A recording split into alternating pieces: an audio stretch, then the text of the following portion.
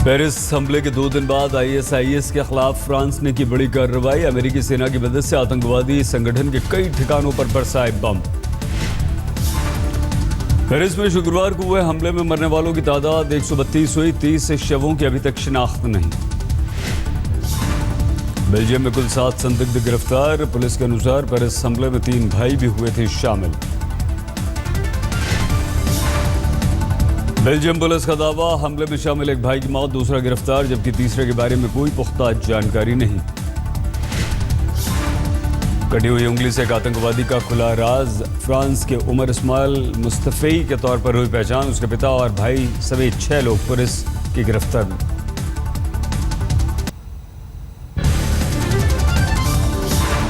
Paris में जांच एजेंसियों का खुलासा, नेशनल स्टेडियम में घुसने की फिराक में थे 3 आतंकवादी, नाकाम रहने पर खुद को उड़ा दिया। पेरिस पुलिस की माने तो आतंकवादी हमले में 7 आतंकवादी शामिल थे। 6 आतंकवादियों ने खुद को उड़ाया, जबकि एक आतंकवादी को पुलिस ने मार गिराया। पेरिस में सुरक्षा बलों का दावा, 2 हमलावर फ्रांस के, 2 बेल्जियम के नागरिक थे। पेरिस हमले में इस्तेमाल कार को बरामद किया गया। सुरक्षा बलों ने कार के शीशे तोड़कर जांच की। चश्मदीदों के अनुसार कार में भारी मात्रा में हथियार मिले। पेरिस में रविवार की शाम कैरोलिन कैफे के पास दी गई श्रद्धांजलि और श्रद्धांजलि देने की वजह से अफरा तफरी मची। वजह अभी तक साफ नहीं। पेरिस पुलिस ने कॉन्सर्ट हॉल के पास से बेल्जियम के रजिस्ट्रेशन नंबर की एक गाड़ी को बरामद किया। बेल्जियम में रह रहे फ्रांसीसी नागरिक के पास थी गाड़ी। 2 जगह पर हमले भी किया गया था इसका इस्तेमाल। पेरिस में एक पिता का फूटा गुस्सा। फ्रांस के प्रधानमंत्री से पूछा, सरकार बताती क्यों नहीं मेरी बेटी को क्या हुआ।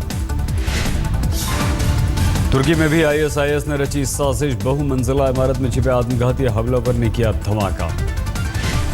पगले जाने से पहले हमलावर ने खुद को उड़ा लिया। धमाके में 4 पुलिसकर्मी हुए घायल। पेरिस में हमले के बाद बढ़ाई गई थी तुर्की में सुरक्षा। खुफिया जानकारी के आधार पर आतंकी के ठिकाने पर छापा मारने पहुंची थी पुलिस।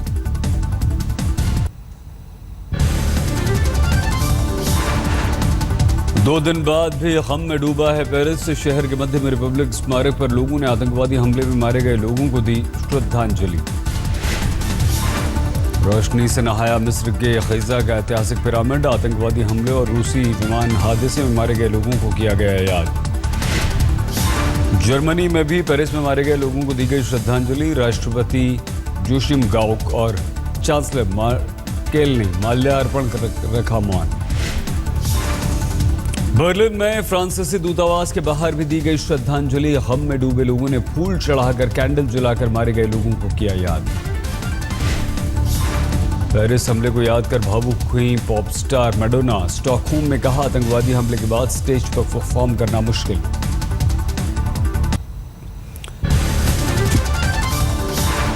फ्रांस पुलिस ने एक संदिग्ध की तस्वीर जारी की। ब्रसेल्स का रहने वाला बताया जा रहा है अब्दुस्सलाम सालेह। दिल्ली में पेरिस हमले के खिलाफ candle march. All India anti terrorist front ने श्रद्धांजलि सभा का आयोजन किया।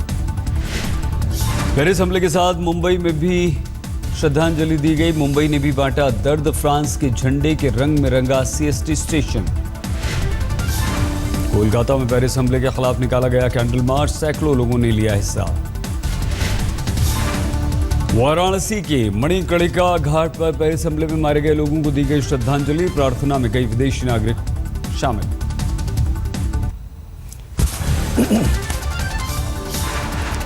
फ्रांस के साथ मिलकर अमेरिका आईएसआईएस के खिलाफ तेज करेगा हमले। अमेरिकी डिप्टी एनएसए ने तुर्की में दी ये जानकारी।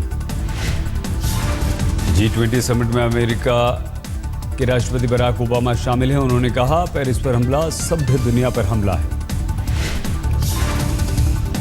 अमेरिकी राष्ट्रपति और रूसी राष्ट्रपति ने मुलाकात की। खबरों के अनुसार दोनों में सीरिया और यूक्रेन को लेकर हुई बात। सीरिया में रूसी मिलिट्री ऑपरेशन की अमेरिकी राष्ट्रपति ने की तारीफ। साथ ही आईएसआईएस के खिलाफ लड़ाई में मदद करने वाले सभी देशों का किया धन्यवाद। तुर्की से रूसी राष्ट्रपति ने फ्रांस को भेजा शोक संदेश। कहा, आतंकवाद विस्थापितों के संकट से निपटने के लिए सामूहिक प्रयास हैं जरूरी।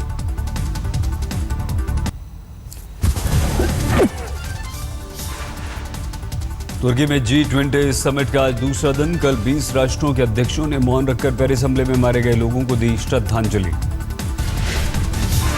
जलवायु परिवर्तन के मुकाबले के लिए भारत की पहल। प्रधानमंत्री नरेंद्र मोदी ने G20 में 7 सूत्रीय प्रस्ताव रखा। G20 सम्मेलन से पहले नरेंद्र मोदी ने ब्रिक्स देशों की बैठक में लिया हिस्सा। कहा, आतंकवाद के खिलाफ पूरी दुनिया को एकजुट होना जरूरी।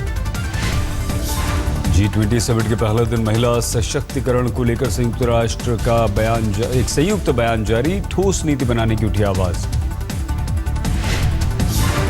आज दूसरे दिन IMF में सुधार, एंटी करप्शन से जुड़े मुद्दों पर होगी चर्चा।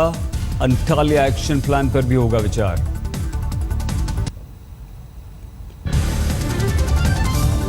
बीजेपी सांसद शत्रुघ्न सिन्हा ने फिर निकाली अपनी भड़ास। नागपुर में कहा, जितना बोलना था बोल लिया, अब बड़े बुजुर्ग बोल रहे हैं। सिन्हा ने कहा, अगर सच कहना है बगावत तो समझो हम भी हैं बागी। बिहारी बाबू को लेकर केंद्रीय मंत्री जयंत सिन्हा का बयान। राजनीति में हार जीत होती है, ये सामूहिक जिम्मेदारी। जेडीयू ने शत्रुघ्न सिन्हा के बयान का किया समर्थन। कांग्रेस ने शत्रु के बयान के बहाने बीजेपी पर साधा निशाना। जम्मू कश्मीर के पूर्व मुख्यमंत्री फारूक अब्दुल्ला ने ख्वाजा के दर पर की जियारत। कहा, देश में हालात बेहद खराब, प्रधानमंत्री दें दखल। हिंदू महासभा ने 15 नवंबर को गोडसे के बलिदान दिवस के रूप में मनाया। मेरठ में गोडसे पर एक वेबसाइट भी लॉन्च की। यूपी के मुख्यमंत्री अखिलेश यादव ने दिए संकेत। यूपी में बिहार की तर्ज पर ही बन सकता है महागठबंधन।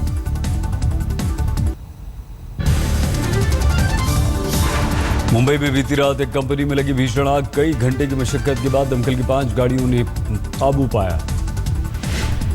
आग की चपेट में कंपनी में रखा सारा सामान खाक। किसी के घायल होने की खबर नहीं। 2 दिन से बंद थी कंपनी।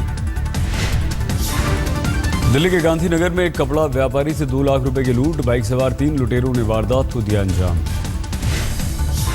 रुपए छीनकर तीनों आरोपी फरार। केस दर्ज कर आरोपियों की तलाश में जुटी पुलिस। ग्रेटर नोएडा में लूटपाट का विरोध करने पर बदमाशों ने युवक की हत्या की। फरार आरोपियों का कोई सुराग नहीं।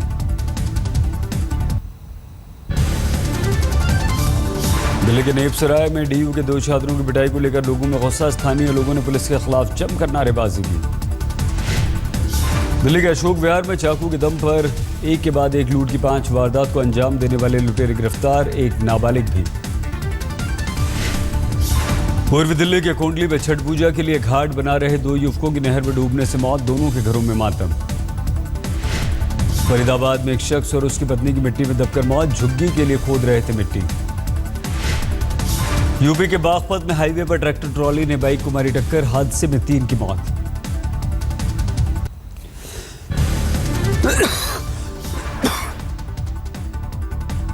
दिल्ली में हाईवे पर ट्रकों के 6 लुटेरे गिरफ्तार। लाल बत्ती लगी गाड़ी में खाकी वर्दी पहनकर लूट को देते थे अंजाम। बदमाशों के पास से अवैध हथियार बरामद। ट्रक ड्राइवरों को बंधक बनाकर लूटते थे ये सब लुटेरे। आगरा में लेदर व्यवसायी अवनीश ग्रोवर और पत्नी के घर में घुसकर बेरहमी से हत्या। लूटपाट के इरादे से हत्या का शक। ट्रेनों में चोरी करने वाले गिरोह का शातिर सरगना ग्वालियर रेलवे पुलिस की गिरफ्त में। पौष इलाके में एक फ्लैट से लाखों का सामान बरामद। एमटेक कर चुके आरोपी का कबूलनामा। इसका गिरोह करीब 35 वारदात को दे चुका है अंजाम। एसी में सवार यात्रियों को बनाते थे अपना निशाना।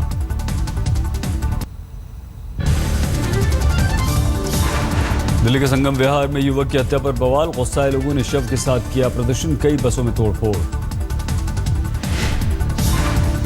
लुधियाना के गुरुद्वारे के रेस्ट रूम में 2 महिलाओं की संदिग्ध लाश मिलने से सनसनी। पुलिस जांच में जुटी। सागर में बीजेपी नेता के घर लूट की वारदात। घर के सदस्यों को बंधक बनाकर 30 लाख रुपए कैश, 5 लाख रुपए के गहने लूटे। पटना के कदमकुआ इलाके में 2 जिंदा बम मिलने से हड़कंप। बम स्क्वाड की टीम ने मौके पर पहुंचकर किया निष्क्रिय। हरियाणा के कुरुक्षेत्र में दूध पीती बच्ची को आश्रम के बाहर छोड़कर फरार हुए निर्दयी माता पिता। पूरी घटना कैद।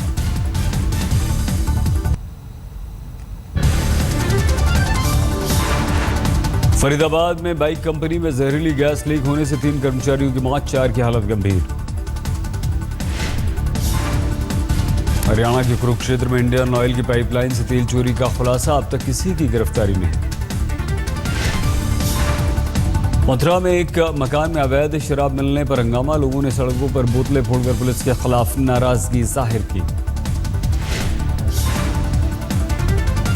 अमरोहा में नेशनल हाईवे 24 पर लुटेरों का आतंक, हाईवे से गुजरने वाले कई लोगों को अभी तक लुटेरे बना चुके हैं निशाना।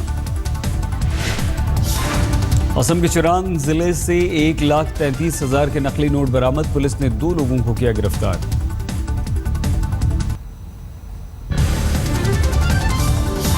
हिमाचल के कुल्लू में गांव में लगी भीषण आग, 12 घर जलकर स्वाहा। तमिलनाडु में बारिश के कहर ने अब तक 59 लोगों की जान ली, आज भी भारी बारिश की आशंका। 1 रैंक 1 पेंशन को लेकर केंद्र के खिलाफ अंबाला में पूर्व सैनिकों का प्रदर्शन, कहा अधिसूचना में कई खामियां, देश भर में करेंगे प्रदर्शन। मैगी के मुकाबले बाजार में दिखेगा पतंजलि का आटा नूडल्स, दिल्ली में आज बाबा रामदेव लॉन्च करेंगे आटा नूडल्स। पेट्रोल डीजल महंगा हुआ, पेट्रोल के दाम में 36 पैसे, डीजल के दाम में 27 पैसे की बढ़ोतरी।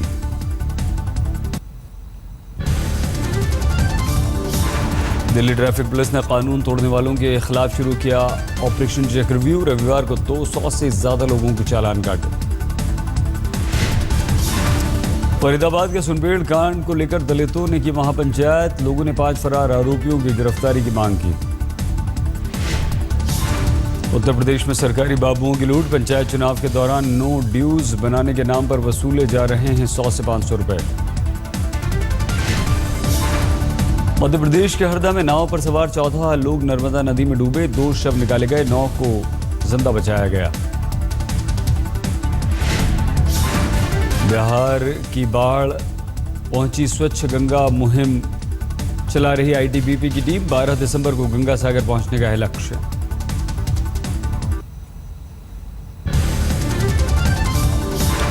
नहाए खाए के साथ ही शुरू हुआ महापर्व छठ का त्योहार, आज व्रती रखेंगे खरना। बिहार की पूर्व मुख्यमंत्री राबड़ी देवी भी कर रही हैं छठ व्रत, पटना में नहाए खाए के साथ ही महापर्व की शुरुआत। पटना में गंगा किनारे घाटों पर अभी से गहमागहमी, छठ को लेकर पटना में सजे पड़े हैं बाजार। वाराणसी में छठ पूजा को लेकर भक्तों में उमंग, घाटों पर की गई है खास तैयारियां। दिल्ली में यमुना किनारे सफाई का काम जोरों पर, मुख्यमंत्री केजरीवाल ने तैयारियों का लिया जायजा।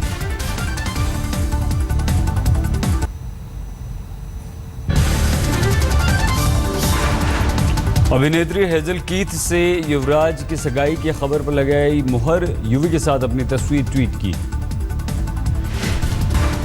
अपने नए टीवी शो के प्रमोशन के लिए मुंबई लोकल में सफर करते नजर आए अमिताभ बच्चन, सेकंड क्लास में लोगों के बीच सफर किया।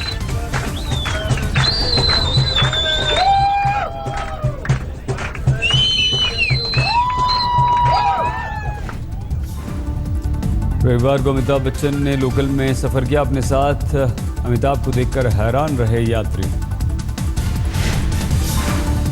यूपी के मऊ में एक्ट्रेस सलमा आगा ने कहा, मुझे कोई पाकिस्तानी कहता है तो होती है तकलीफ, हिंदुस्तान में मिली है मोहब्बत और शोहरत, हिंदुस्तान जिंदाबाद।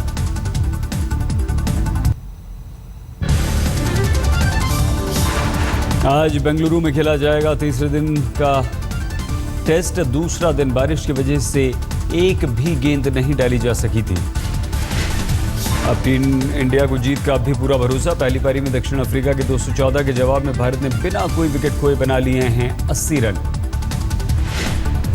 भारत पहली पारी में दक्षिण अफ्रीका से 134 रन से पीछे है, मुरली विजय शिखर धवन की सलामी जोड़ी विकेट पर टिकी हुई है।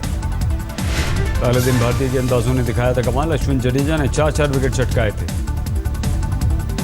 4 टेस्ट की सीरीज में 1-0 से आगे है भारत, मोहाली में दक्षिण अफ्रीका को करारी शिकस्त दी थी।